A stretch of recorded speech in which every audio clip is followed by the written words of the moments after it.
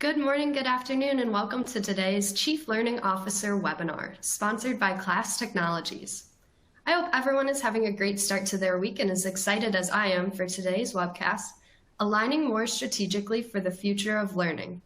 My name is Emma, and as always, I will be working in the background here to help answer any general or technical questions you may have. Before we begin, though, I would like to go over a few key reminders. First, there is no dial-in number for attendees. All audio will be streamed through your speakers or headphones. Please adjust the volume there accordingly. At the bottom of your screen, you will see a variety of icons. You will have access to all of these tools throughout today's session, so feel free to customize your console however you would like. Among these tools are Attendee Chat, Ask a Question, and Certifications. If you have any questions or experience any technical issues throughout this webcast, please click on the purple icon marked Q&A. Type the question in the box provided and click Submit. If you have a technical question, the answer will appear here. Any content-related questions for our speakers will be read at the end if time allows. The certification codes for this webinar will appear in the certification box, located to the right of the slides once you have met the required watch time. And don't forget, you can chat with your fellow attendees by joining the live group chat. Finally, you will receive a link to the recording of this webinar in a follow-up email. Please allow at least 24 hours after the conclusion of the event before the information is sent. Now at this time, I would like to introduce Liz Lutfi, Managing Editor at Chief Learning Officer.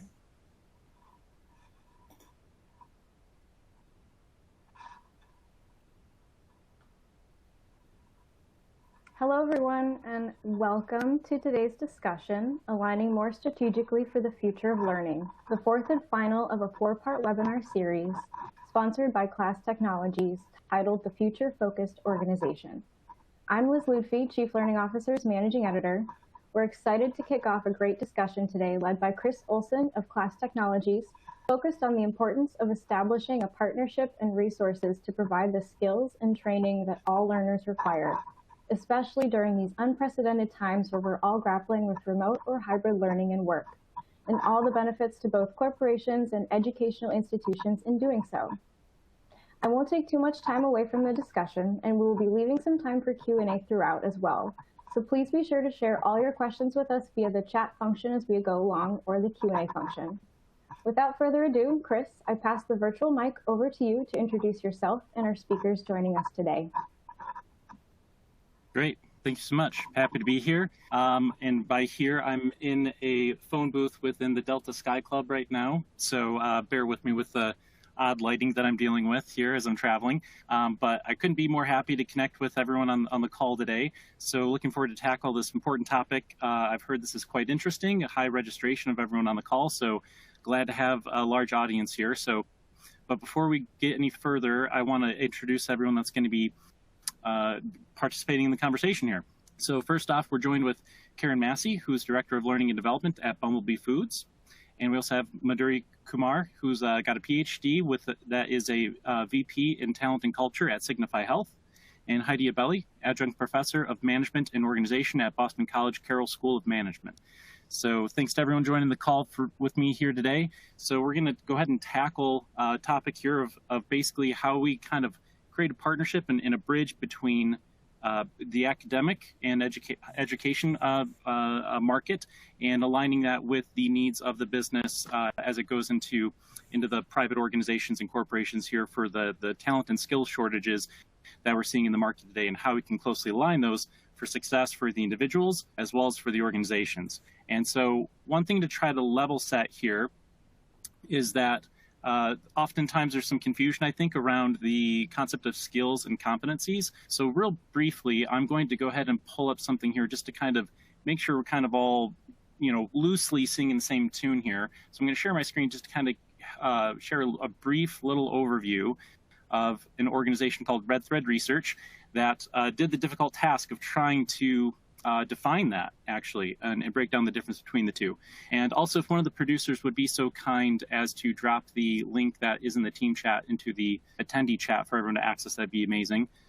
But real briefly, you can see here they kind of are separating the two characteristics because oftentimes they come together. And so even competencies themselves, those often get defined as behaviors at times too. And so we'll probably be focusing more on the skill side, but we're not gonna police this. So I'm certain there's going to be some behaviors that are going to bleed over into the skill component because they are crucial to be successful today, especially when it comes to the soft skills or human skills or effective skills, however you want to define those. So we just want to give a little bit of a grounding here for how we're going to kind of work off of some of the topics here. So with that, I'm going to stop sharing my screen here. And we'll dive right into some questions here that I'm going to start posing to the group. Okay, great. So now what I'd like to do now that we've kind of loosely identified, right, what skills and competencies are, I like to, talk about that gap between the preparation of students entering the workforce and what are the causes contributing to the gap. Basically we've got increased specialization of roles in today's workforce and how the pandemic has exacerbated that situation. So Heidi, I'd like to start off with you if you don't mind. Could you elaborate a little bit on what skills and competencies are being taught and or not being taught in your experience? I think with most higher education institutions, the emphasis often tends to be on the more theoretical and less on the practical. So while I think there's been a lot of progress made in terms of giving students more experience in critical thinking, in data analysis, in some areas that will enable them to build critical workplace competencies, there is still more of an emphasis on the theoretical than the practical and more emphasis on the transfer of knowledge as opposed to teaching pragmatic skills. So I think there's been progress in higher ed in addressing some of the gaps, but there's a lot more room for improvement. And, particularly those areas that I think need improvement are, gaps in oral and written communication, gaps in teaching students how important workplace competencies around emotional intelligence and group interaction, and so on. We can give students group projects, but there's not a lot of teaching about the nature of interactions in the workplace and not really a lot of emphasis on how we can create experiences in the classroom to sort of replicate that environment. I would also say that, while it's still true that students have to take a foreign language and they can, choose that language, learning a programming language is not a requirement in most colleges. And I think it should be, frankly. I think that every student should have some understanding of how technology is being leveraged much more broadly today in the workplace and have some exposure to how algorithms are designed and how those algorithms might be leveraged. I also think that data analysis should be a required course for college students.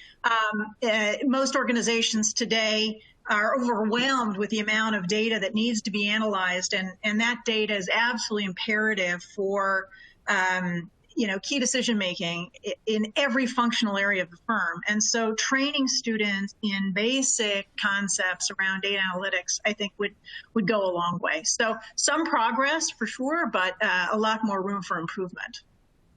Yeah, that's interesting. So I think there's a lot of fear that we're hearing in the market around automation, and people are scared it's going to take jobs, but then there's a lot of research that points to it's actually going to create more jobs than it takes away, and it's just kind of re-envisioning and evolving what the human role is in those types of roles that as a shift.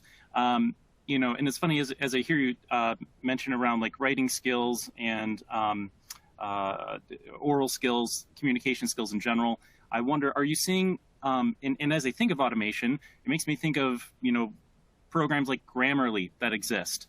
And are there ways for like where we see automation where some of that could play a role in automating to help increase versus going the traditional route of having to sign up for a full-blown course in writing skills? But are you seeing any things that are out there in the space that people can get free resources to be able to pull and leverage to kind of help those skills? Or do you feel like those still are going to be kind of required in the education space to prepare them for when they join the workforce? You know, I think there are technologies out there that students can leverage to somewhat fill the gap. You know, I think as we look at you know, AI and machine learning and other technologies in the workplace that may replace some aspect of the work that humans used to do, it's all the more important for higher education institutions to give students better preparation in those uniquely human skills that cannot be replaced by technology, like problem solving, critical thinking, those kinds of skills. So I think more emphasis on that, and you know, probably above everything else, the ability to train in students the ability to learn how to continuously learn. Because if there's one capability that all of us need going forward, it is the ability to continuously learn. You know, this idea that you go to college and the learning is over when you graduate is not at all the case. And I think that may surprise some students. They get into the workplace and they realize, you know, my education is only just beginning to some extent. So really training students and teaching them how to love to learn. But, you know, there are a lot of technologies out there that students can leverage. And I find they're pretty good at finding those technologies and trying to support. Sometimes they don't always know what they need to be working on. But, you know, there's a lot out there for them, and they're pretty good at leveraging that. One thing I will say is I find with students that once you require them to orally participate in class, which is an uncomfortable thing for a lot of students to do, you know, they sort of get over that and they start to build that muscle. And they really do need to build the muscle about being able to be an effective oral communicator before they enter the workplace. And that's you get a lot of resistance from students on that. But once they sort of you know, start to participate more and understand it's going to be a requirement in the workplace, then we see some progress in their willingness and interest in building that capability. Sure, great. Okay, I got one more follow-up here before we move on to others here. One thing that you know, I think there's been a lot in the news around organizations partnering with academic organizations, like so much that there's full-on programs that they endorse and that they're directly aligned. Chipotle is doing a lot of that for skilling their workforce. Amazon just announced that or recently announced that they're going to they're going to invest $1.2 billion for 750,000 employees' education. So IBM is working on their apprenticeship programs, where your 12 months of college credit for 12 months of on-the-job training is going to translate into looks like 3 semesters worth of credit. So there's just like a lot of partnerships there. And recently, there's also an organization called Yield Education, which I'm you know, I got to call out that I'm friends with Matthew Daniel and the great work that they do there. And they were recently just acknowledged as one of the top 50 startups on LinkedIn that are out there today. And that's exactly what they do is to try to help create those partnerships. So in your purview, are you seeing those partnerships go really well? Is there something that helps to, you know, is there any advice for those that are interested in partnering with that? Any kind of any pain points that you would give up front for helping to make sure those partnerships are directly aligned with organizations and other academic institutions?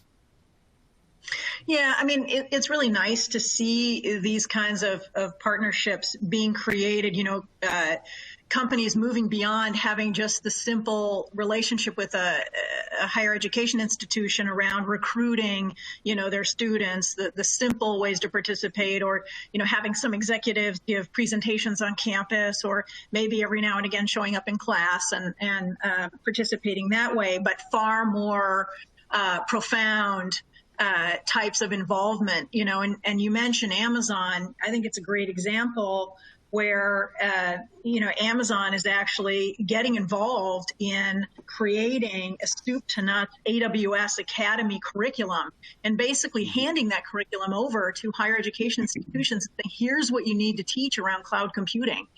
And if you teach this, your students will be very prepared once they come into the workplace if they're interested in pursuing a career in cloud computing. So I think these kinds of more, I would say, holistic and deeper relationships where there can be a discussion around curriculum and the syllabus that's taught in the classroom and the emphasis, types of projects that students may be working on. I think that kind of partnership is a very interesting one, still doesn't exist to the extent in most higher education institutions that we would like, because I do think it would prepare students much better if we had more of that kind of involvement. But my advice to any company that wants to create this sort of relationship with higher education is just get started. And there can be different ways beyond internships. Internships obviously is an important one, and many companies have relationships with higher education institutions around offering internships. But even going beyond that and saying we want to give you more feedback on what we're seeing in the students once they come into the workplace, having discussion with faculty around what gaps companies are seeing, how those gaps might be addressed, and just building that partnership over time.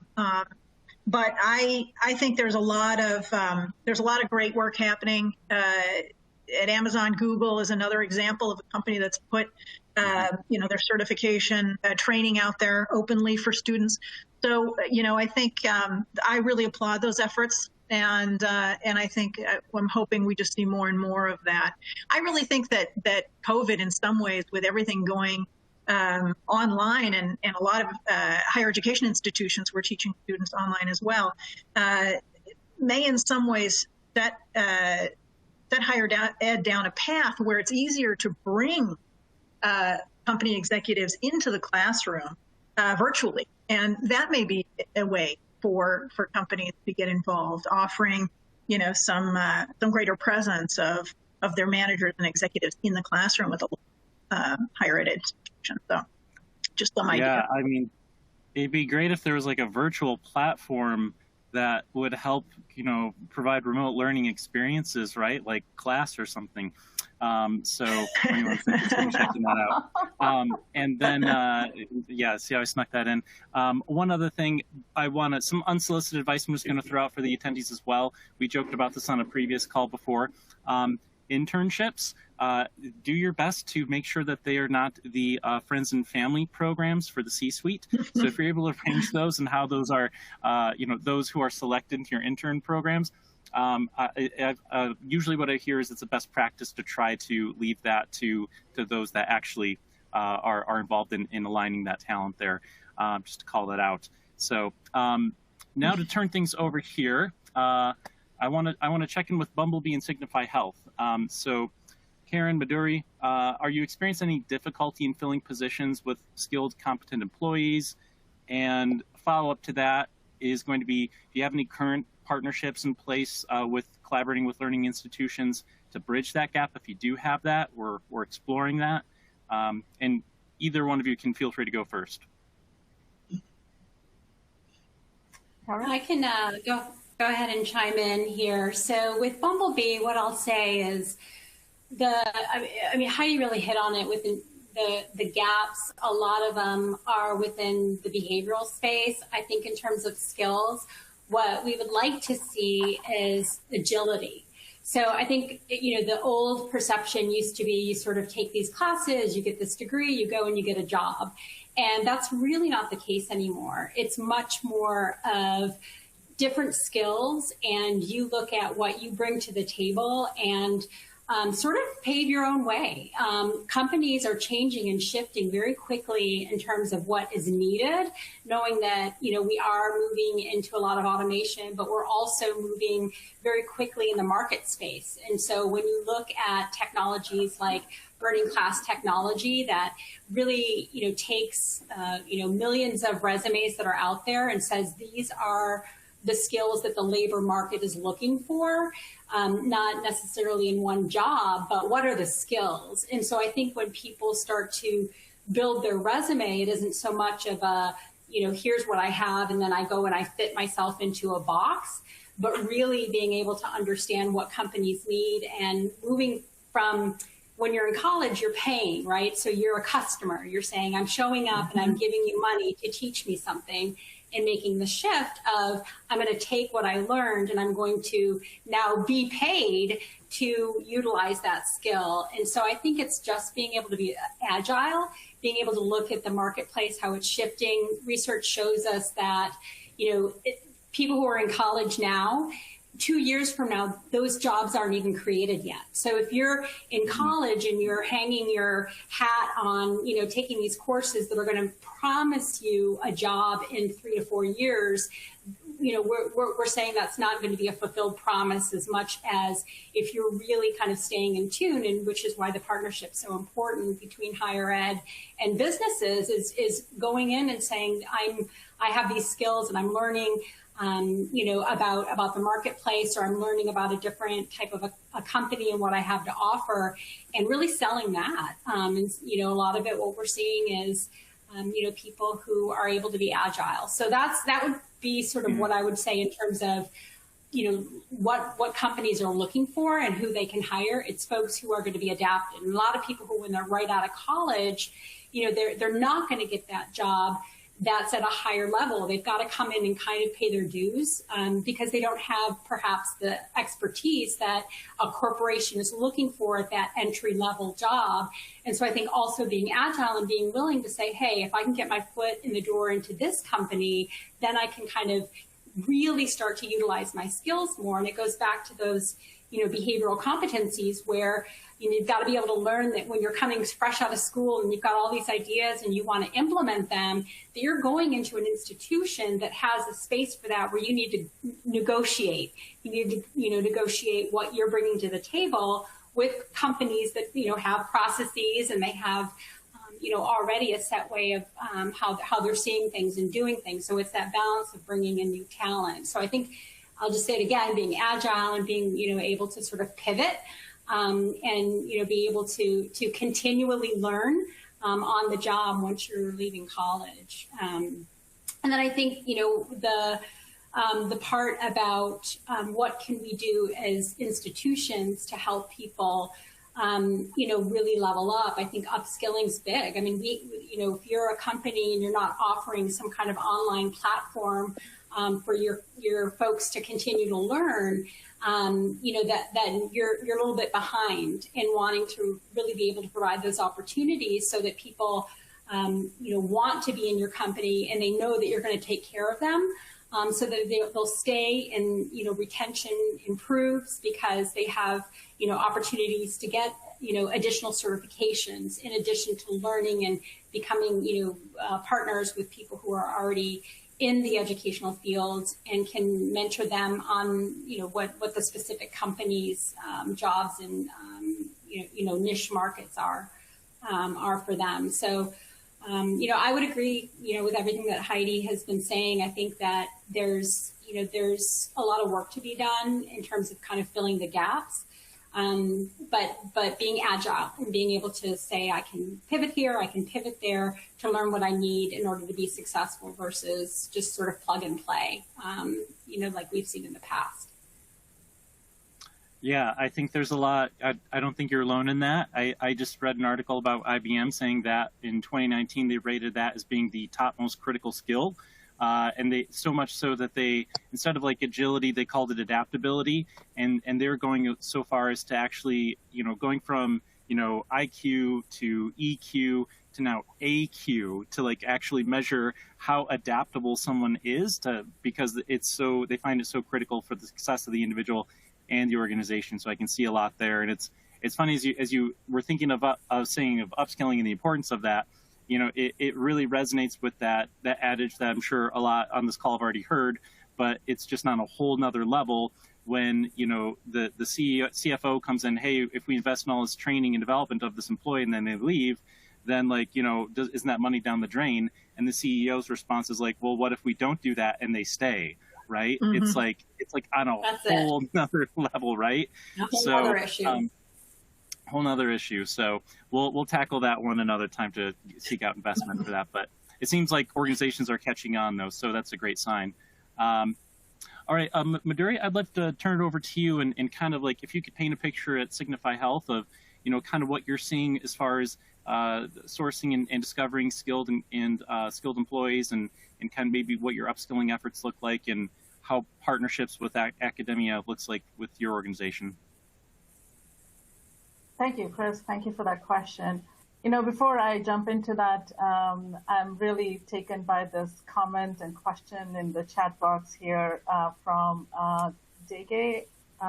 Sorry if I butchered that name, but it's really important. The question is, don't we agree that the future of learning is a derivative of the future of work? Yes. What a profound statement and so true, right? It's the future of work that's dictating how we should be learning. And I spent the first decade of my career in higher ed in two large public universities. I got a first-hand view, front row seat, to really understanding the challenge of students coming into college not ready to succeed. And then students graduating into the workplace and still finding themselves not ready for the workplace. I think fundamentally the problem of transitioning from these different spaces, from high school to college and then college to the workplace, is a problem that I don't think we've yet solved completely. And that's why we are talking about this topic today, right? Mm-hmm. And, you know, and it's how these spaces are designed and how we reward success. Success in high school is different from success in college, and it's different from success in the workplace. And so the question is in the chat box is, how are we measuring differently? You know, so with my doctoral degree, I have not only spent some time digging into this space, but I also get a chance to adjunct in graduate programs. And whenever I'm teaching, my effort is to be that practitioner, to bring that perspective of the real world into the classroom with real projects and real problems to be solved in the real world. The good news, I think, is over these decades, we've all been trying to solve problems, and everything that Heidi said earlier and Karen said, all those initiatives like internships and partnerships are absolutely critical. At Signify Health, our problem is also interesting, but not unique. We are health care tech. So we are in the market looking for and we're growing really fast. We are a relatively new organization, and we are undergoing a phenomenal growth spree. And so when we are looking for talent, our challenge is both quantity and quality. And the pandemic has created a perfect storm, right? When talent can go anywhere, people with the right skills and the right background are there, but it's a very competitive market. So I think our problem for us at Signify Health is not for lack of competencies at the very moment. It's being able to get the right talent in a timely manner in order for us to grow. The hybrid world is also creating a very interesting layer of issues on top of the question around competencies and skills. So what I will offer here, Chris, to your question is one of the ways that we have just started to look at this to create a talent pipeline is through an initiative called PTech. I don't know how many of your viewers are familiar with the PTech initiative. It's a global initiative. Check it out if you have a chance. We are partnering with one of the local schools which offers a PTech collaborative program, a 6-year journey where students earn not only a high school diploma, but an associate's degree. And then they are ready for the workplace with the skills needed. We bring them into the organization as interns, and then they're first in line for the jobs that we open up.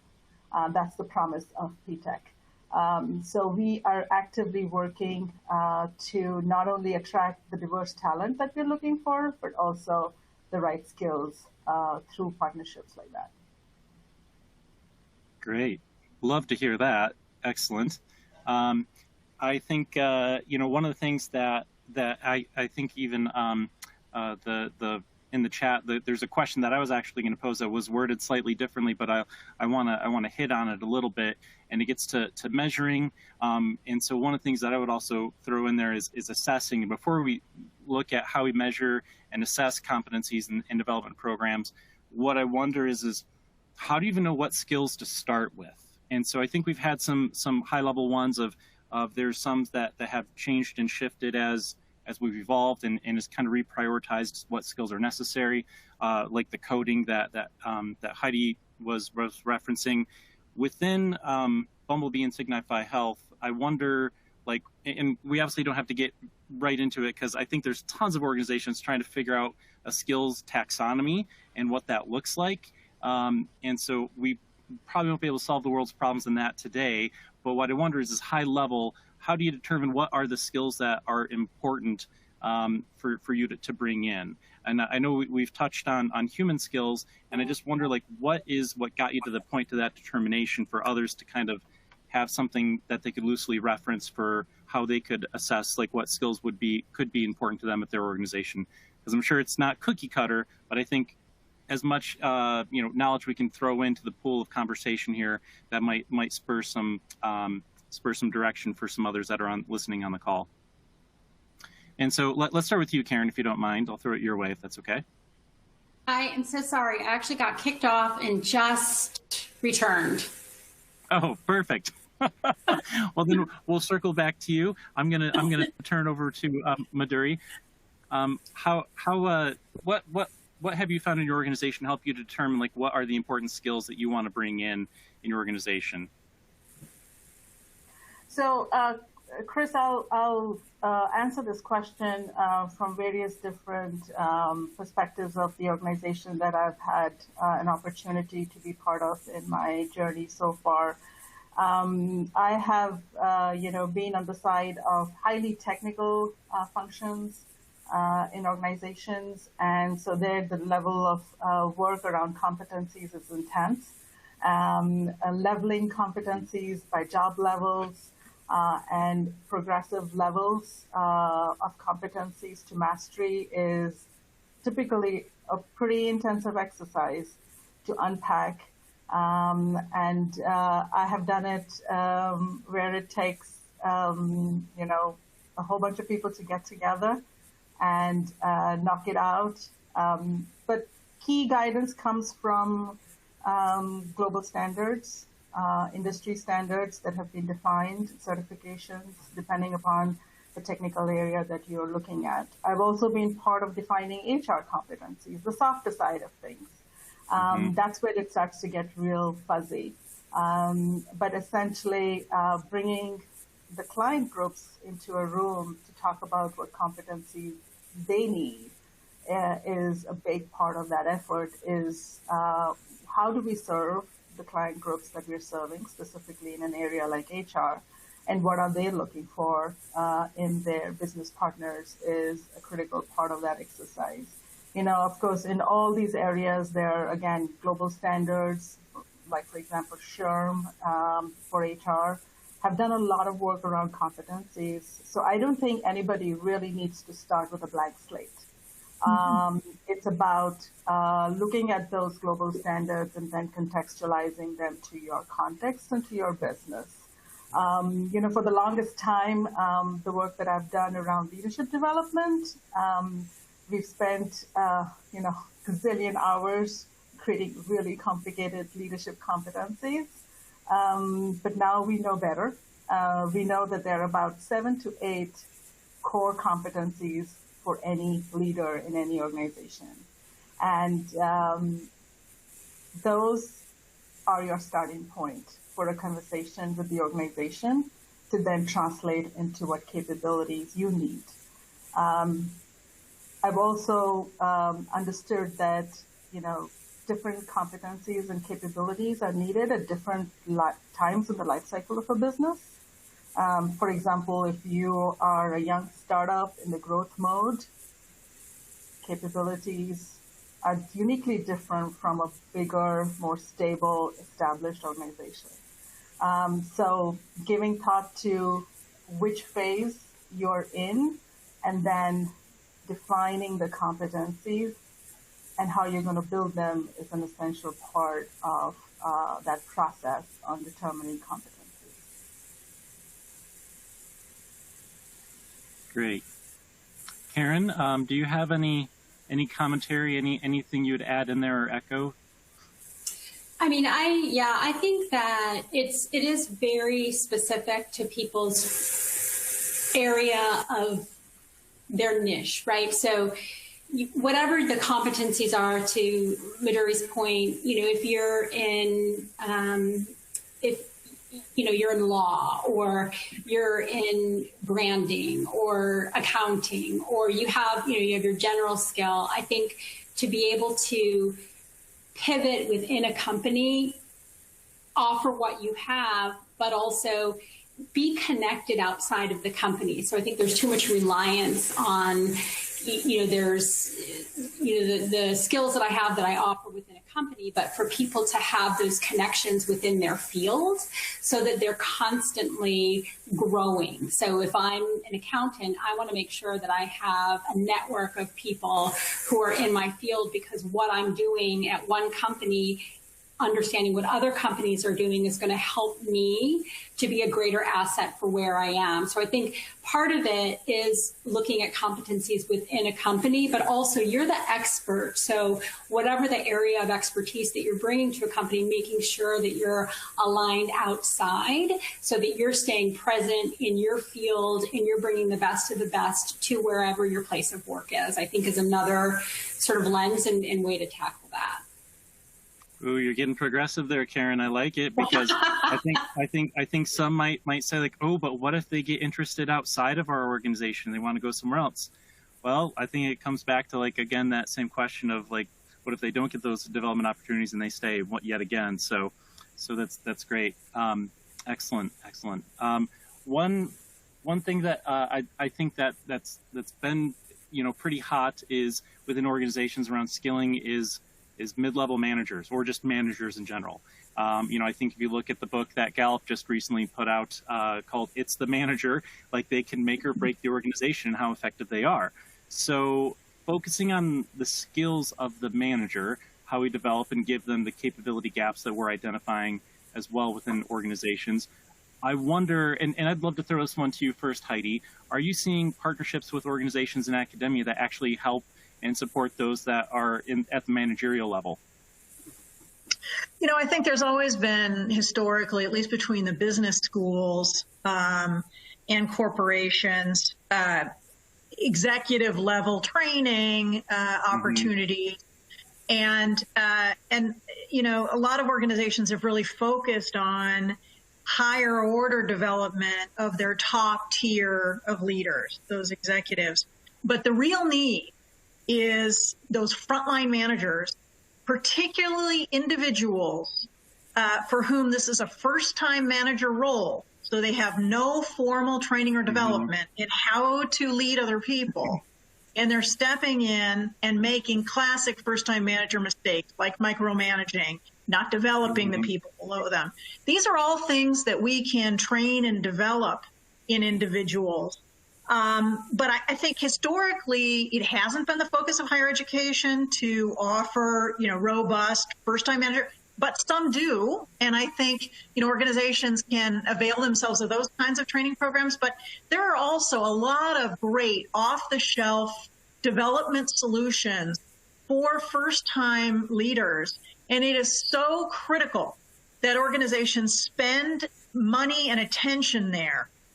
Because if you link the level of training and development that frontline managers have had to retention, you will see that oftentimes those organizations that have undertrained and underdeveloped frontline leaders have much lower retention rates. I absolutely believe there's a strong correlation there. And I think, the number one investment that any organization can make around training and development is in that frontline leader group, first-time managers.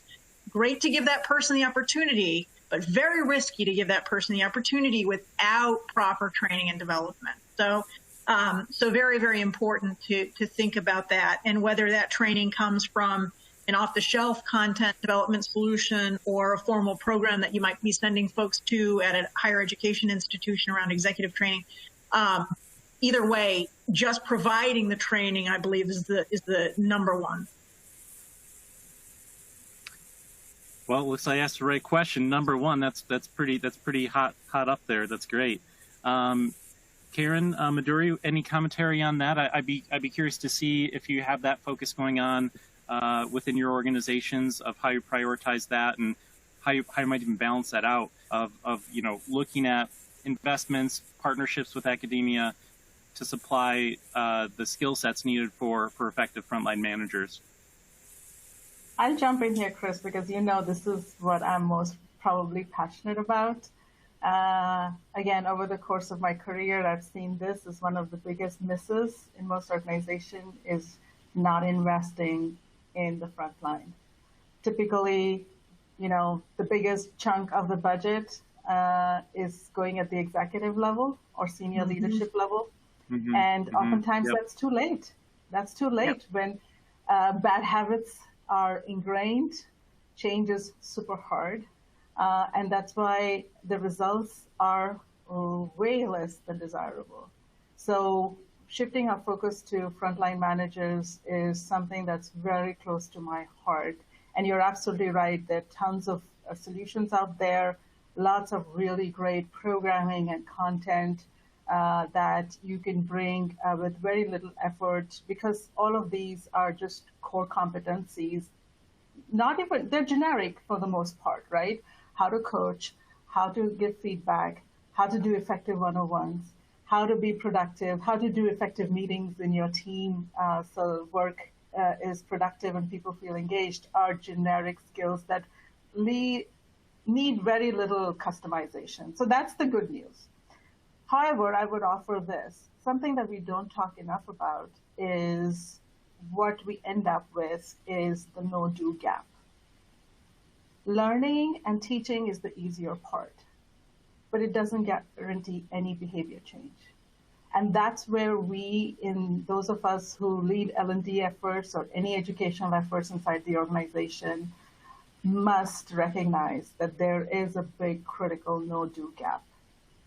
And that gap does not close with just teaching.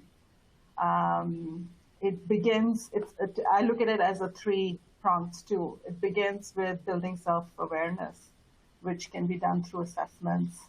Then it's learning a body of knowledge and a set of skills. And the third is coaching in real time, because that's where behaviors change. And so what we've got to solve for is those other two pieces, not the content. Content is ready and available, but we've got to figure out in our organizations, how are we going to position solutions to help people build their self-awareness, understand the work that they need to do around people development and managing people, and then how do they get coaching in real time.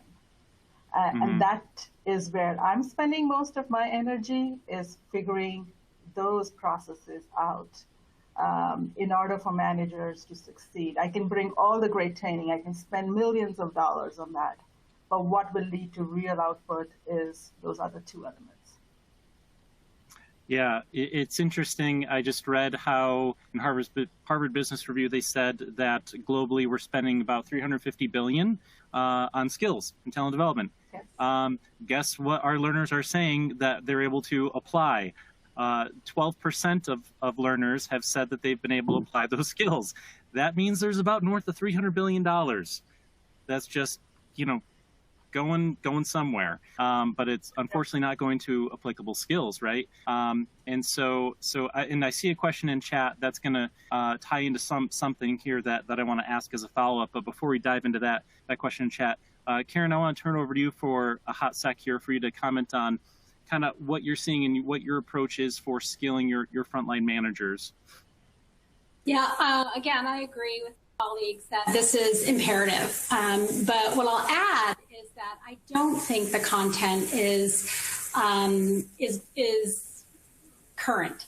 And I say that because these are skills that have to be adapted for a workforce that has 4 generations. So our frontline managers, not only are they needing to learn the coaching skills, the self-awareness, the conflict resolution skills, but they're having to navigate that with folks who are from every demographic. They've got folks who report to them who are, decades older and decades younger. And so that's a really big piece of the conversation, as is diversity and inclusion. And so there's a much broader global perspective that people have to have, that if they've been, in the workforce and now suddenly they're a leader, they need to really open their minds and, get up to speed in some of these other areas that are going to impact their leadership, whomever and wherever it is they go in whatever institution. So those are 2 points that I would add, I think, that are going to be really essential for the future of leadership. Excellent. All right, I got a question that came through in chat, and it kind of references how in pharma, there's a lot of rigorous training that goes involved. It could take 8 to 10 years to train scientists, engineers, all that good stuff. And I think this is going to be applied to everyone on the call. And I'm very interested in this as well too, given the nature of my organization. But the delivery of these skills, how are you leveraging technology? How are you adapting with, whether you're leveraging full-on remote, whether you're doing in person or hybrid? How do you tackle these skilling programs and partnerships with academia and with your organization? And what is that delivery mechanism in how you're finding finding success and getting the transfer of knowledge into your organizations? Does anyone feel brave enough to tackle that one? If not, then I'm going to call someone out. I guess one thing I will, if I could, Heidi, I'd like to start with you actually on this. How are you seeing the traditional methods of delivery for these types of things as we're talking about? I'm curious if from the academia side, are they pushing it to organizations? Are the organizations coming to them in person? Does it tend to be virtual? Does it tend to be a blend? I'd love any context or color you might have. Well, so I teach undergraduate seniors, and in terms of if the question's around the technology, that's used in the classroom, it's a hybrid. Obviously, with COVID, a lot more was pushed into the online setting, but there is more technology used now in the classroom than ever. Most of the interactions with students outside the classroom occur on, learning management systems and so on. So, so there is more and more technology used. But if the question is around, how can higher education institutions help with that 7 to 10 year skilling process that was in the comment from the pharma company executive? I think we can't pretend or promise to give to a student all the skills that they're going to need, over the next decade. We all know that the shelf life of skills is shrinking, and as was said earlier, the kind of jobs that people are going to be wanting to fill 2-3 years from now, or maybe some not even known today. So you can't give students all of that. What you can give them, however, is skills that are more durable. The kinds of skills that I was talking about before, skills around critical thinking, how to analyze data, how to learn effectively, those kinds of skills. And then, of course, we can teach them where we can today what is known around those technical skills in a particular field. And we do that. But with full knowledge that there is too much happening in terms of progression of technology and the change in the nature of those skills themselves, that to promise that one could train someone in the classroom for relevant skills for the next decade, just not a fulfillable prophecy. Fair enough. And I guess with my question, as I'll phrase it to either you, Madhuri or Karen, is in the delivery of these. I think that one of the things I think that is become a challenge. Everyone's trying to sort through hybrid and work alone. Now, how do you do the provide skilling and upskilling opportunities and development opportunities, and what are the best methods to do that now in the different environments we're in? So not that you need to provide the right solution, because I don't believe that exists today. I think everyone still is figuring that out. But I'd love to hear your approach, is what the learner journey looks like for that. Is it a blend? Has it been predominantly virtual? Is there are you taking 70-20-10 rule? What are your kind of approaches and methodologies in how you deliver the skilling opportunities? Chris, I'm super excited about what we are learning about leveraging this world of hybrid for better learning. There's a big volume of research now showing and giving us evidence that, in fact, what technology affords us is allowing us to space learning into smaller chunks, bringing learning directly to the desktop of the learner, while still retaining all the social components which are necessary for adult learning, is really working. And so it lays the foundation for us to question all the practices that we had earlier, that we had to, spend thousands of dollars flying people in and then packing in 8 hours a day and 5 days a week into a conference room, especially for the soft skills stuff, right? And I think that's where I'm most excited about. It opens up the space for so much more creative thinking, and spacing out and driving a very intentional learning journey in the chunks that we are able to consume as professionals. So the adult learning principles are coming live once again, and guiding us to do the right thing. Now, I wouldn't argue or make a case for that when it comes to technical skills and hands-on skills that are very mechanical in nature or chemical in nature. I think those are still, laboratory and physical space dependent.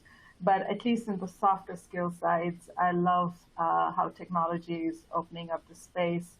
There are new approaches emerging on the micro-learning side, which are learning is text-based. I'm still not sold, but I totally see the case for using those short bursts of knowledge and reinforcement, especially when you're trying to shift a behavior. We all need nudges, right? Stuff gets in the way. In adult lives, there's a lot that's going on. And oftentimes, as soon as we leave the classroom, we forget what we were there for, and that we have to now make the effort to bring that learning into our behavior every day. And so we need nudges. And so I'm excited about AI-powered micro bursts of reinforcement that technology is now allowing us to create. So it's a super exciting time. I mean, just as 20 years ago, I was excited about the whole world of e-learning opening up. Now I'm excited about these new platforms that support us in real time, allowing us to make better on our promise to change our behaviors as soon as we leave our classroom. So that's where I would offer that there is promise, but I think we should go slow. We should test a lot and figure out which ones really have some power and endurance. Yeah, interesting. I think you're exactly right with the there's a lot of different technologies that are emerging, and so we're one of them, and we tackle the synchronous learning. But I think the element of in the moment of what you need, right? I've been seeing a lot more of that come out. I know I can mention them because they're not a competitor. They're a complementary here, but in the same space. So organization called Arist, where they do SMS text-based courses, right? Like it's meeting them where they're at, and they're seeing high digital adoptions because it's getting to them in the moment of need and where they're at, and it's in a consumable fashion that they're used to in their consumer life. So I see a lot of shifting in there with those kinds of things. It's just fun seeing those come out. So Karen, I'd love to turn it over to you and kind of hear what your approach is for your kind of various delivery methods, the blend of synchronous, asynchronous, and kind of what technologies you're experimenting with or maybe utilizing and repurposing, because I know that happens kind of popularly within our industry here as well too. So love to hear your approach. Yeah, I absolutely agree. I think the key is the behavior change. And so nobody wants to sort of be just connected to a computer and learn and, have an expectation that skill is adopted. And so I think being able to have blended is going to be the future, knowing that, people, what do they want? They want to learn when they want and what they want. And in a short amount of time. And so any way that we can provide that, whether it's with these, online platforms, they have learning labs now where you can start to apply some of what you're learning in short bites. As Madhuri had mentioned, nobody's going to be gone are the days of the, 8-hour in-person sessions when you can take a 28-minute class that's going to give you the skill that you need currently on your job. I think the big part of that is companies really being able to say, I'm going to allow and I'm going to encourage the folks who are in this company to take advantage of that. Because a big thing that we hear, of course, is time, and that's time is money. But recognizing from a leadership level that investment is in fact going to pay out in the long run. And so giving people, permission to say throughout your work week, take an hour a week and put it on your schedule and go and, use that for yourself to really learn what you need to. You don't have to go to a master's program, but you can over time really develop a number of skills that can improve your work and your output.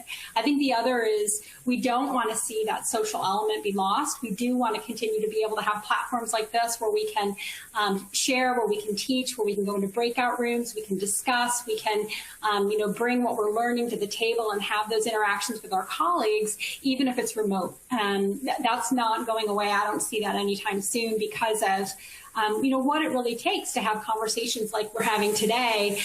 You cannot have by yourself in front of a computer in the sense that you need to have that interaction. So I see that continuing for a long, long time.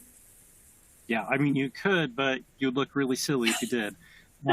So speaking of that, one of the questions I just saw in chat, and we're right at the end here, so this is going to be the last thing, and each person gets 10 seconds to respond to this one. Would you agree with the statement that the classroom, corporate education in the classroom is dead?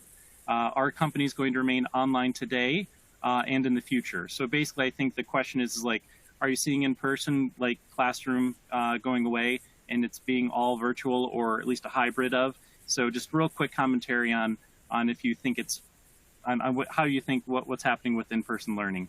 So let's go for it, Heidi.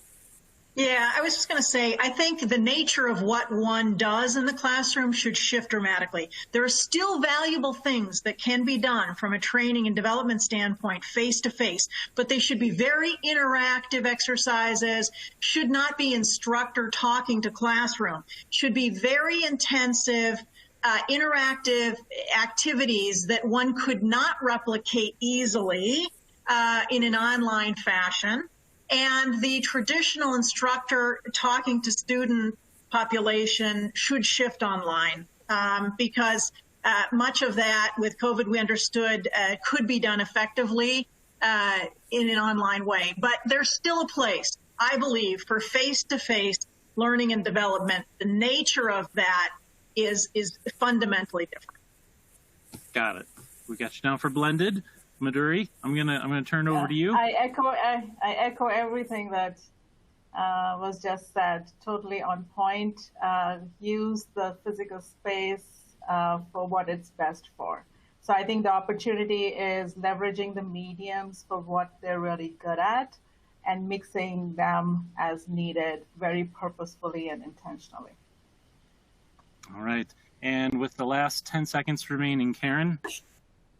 Nothing new to add. You've got to curate your content. So exactly, you're gonna share, you're gonna knowledge share, and then when you're in person, you're gonna apply. Content is king. Yep, got it. Great. Excellent. Well, Emma, I shall turn it over to you.